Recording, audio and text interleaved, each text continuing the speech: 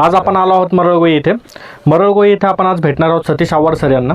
सतीश आव्हाड हे स्वतः एक शेतकरी असून प्रगतशील शेतकरी आहेत, जे अनेक प्रकारचे उत्पादनं घेत असतात, जसं द्राक्ष, कांदा वगैरे अशा अनेक प्रकारचे उत्पादनं त्यांचे असतात.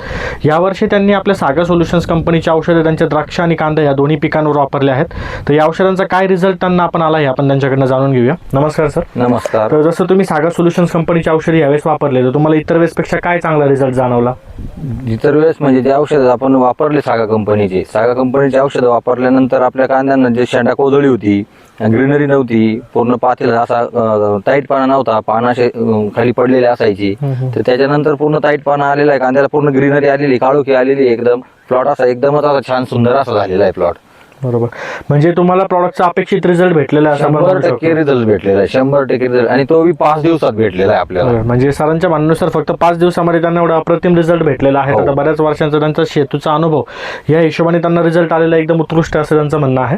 तर इथून पुढे तुम्ही सागा सोल्युशनचं प्रोडक्ट वापरणार आहे एवढं? 100% वापरणार आणि दुसऱ्यांना वापरायला सांगणार. चलो.